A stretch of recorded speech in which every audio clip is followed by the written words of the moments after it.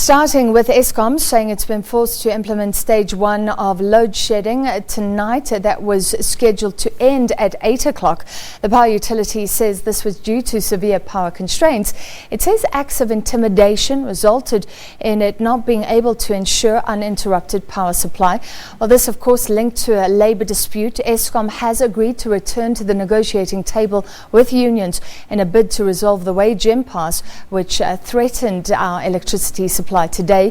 The CEO, Phakamani Hadebe, gave the undertaking during a joint protest by unions NUM and NUMSA at Eskom's head office in Johannesburg today. NUM and NUMSA members united to press for their demand of a no less than 10% wage increase, a first of its kind by their rival unions. We met as these two organizations recently, and our revolutionary consciousness made us recognize that without unity, workers will be enslaved forever. It is for this reason that we have taken the decision to put aside our political differences and unite against a common enemy whose agenda is the super exploitation of workers at Eskom. Zwelinzima Vavi was on hand to bless the occasion. Your unity today will go down in the annals of history as representing yet another possibility that the South African workers know on which side of the divide they stand in a class division that continues in our country. CEO Phakamani Hadebe braved a hail of insults to come and receive the memorandum and told workers that Eskom was now willing to make them an offer. Okay, would you note the memo that you are giving to us? And we're committing that we'll reopen the negotiations.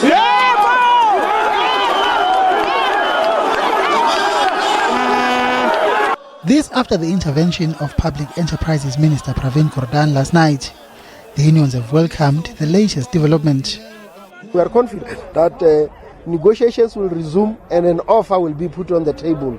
So we have seen a lot of bioscopes during the wage negotiations where companies will come, plead poverty, give us a 0% offer. And at a later stage, they came back to their senses that they will come back to the table and give us an offer. Similar demonstrations were held at Eskom power stations around the country against the backdrop of a crippling, violent, unofficial strike action which Eskom says threatens to turn the lights off in the country, but which no one is taking responsibility for. Government and Eskom are racing against time to end the impasse in the interest of the economy and the country. Bongani Mucho, SABC News, Johannesburg. All right, and then there was load shedding tonight. For more, we speak to Eskom spokesperson Khulu Phasiwe on the line. Khulu, thank you for being with us. Is there any load shedding happening right now, firstly? Well, from just after 6 o'clock, we had implemented stage 1 of load shedding, which was meant to go on up until 8 o'clock. So a few seconds ago, that load shedding stage 1 has been lifted, meaning that the lights are now back on where they had been kept off.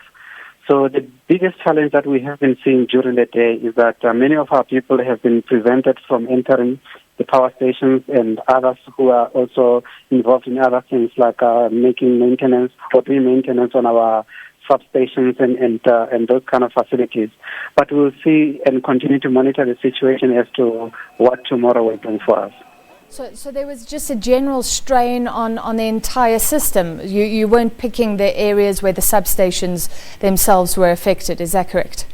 Yes, the primary problem really was coming from the power stations, because remember, that's where power is generated. So if unable to have the coal trucks coming in to deliver coal, then clearly it impacts on our ability to meet the demand, which is what has happened now with stage 1 load shedding.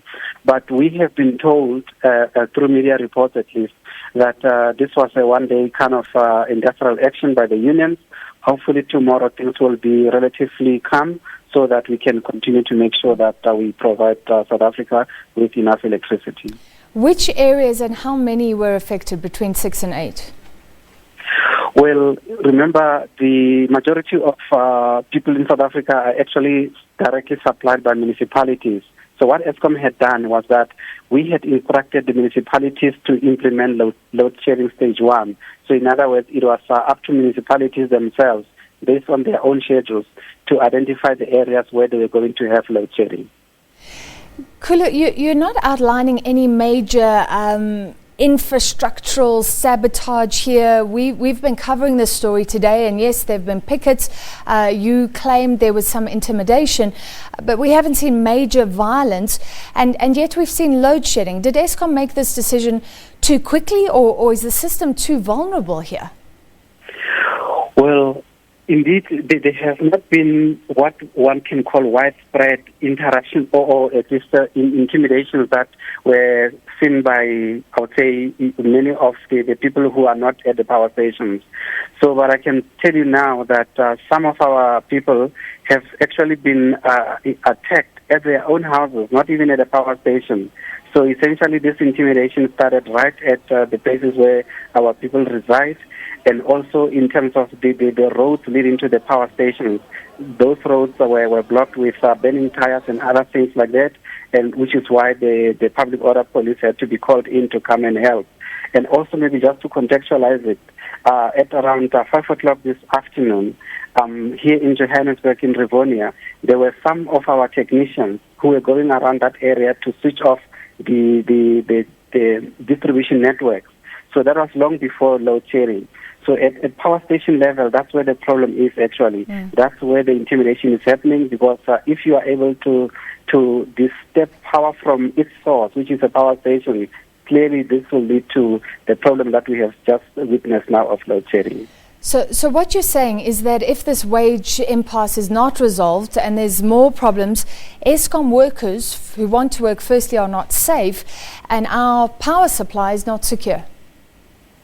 Well, people necessarily maybe say being on some kind of informal strike or picket or whatever is not a problem.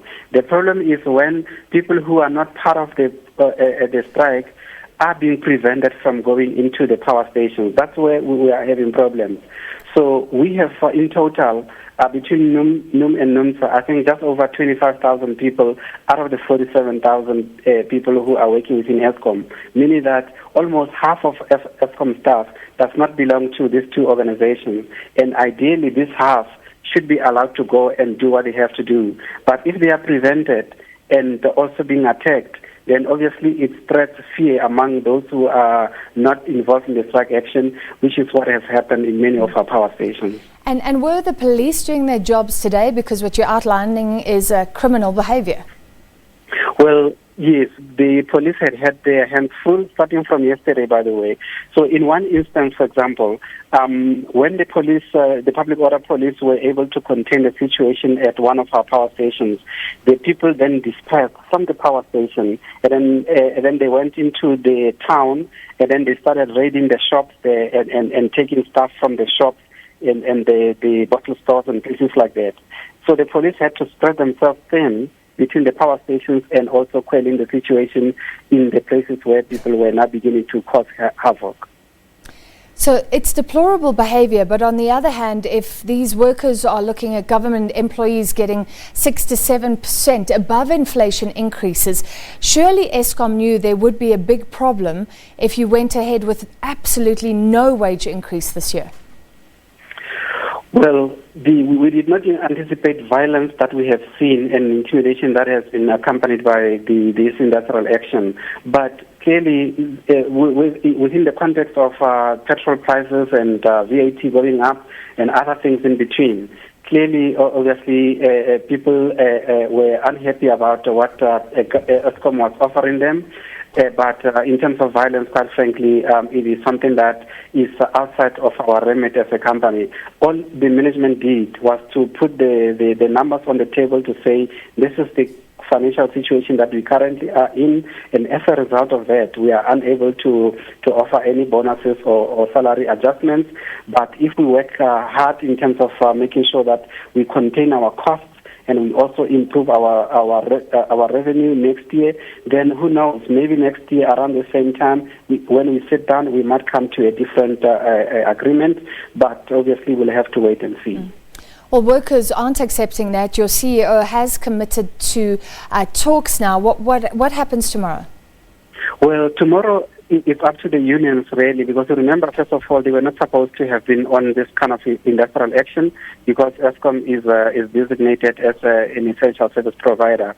But ultimately, we'll have to wait for them. But the other dynamic is that this is a glimmer of hope, is that the three unions have taken their issues to the CCMA, and I'm sure in due course the CCMA will announce the date so that we can go and present our cases. And hopefully with the intervention of an independent arbitrator, we might be able to reach some form of position where we will be able to end this current impasse. All right, thank you very much. On the line, Eskom spokesperson Khulu Phasiwe. So the load shedding that was implemented tonight is now over. For now, it sounds like there can be no guarantees until this wage dispute is settled. Public Enterprises Minister Pravin Gordhan, meanwhile, says that the nearly 32 billion rand clawback that the regulator NUMSA granted Eskom will give the power utility a kickstart in dealing with some of its financial issues. Speaking at the Ned Group Treasurers Conference, Gordhan said there are discussions between Eskom and the unions to try and reach a solution to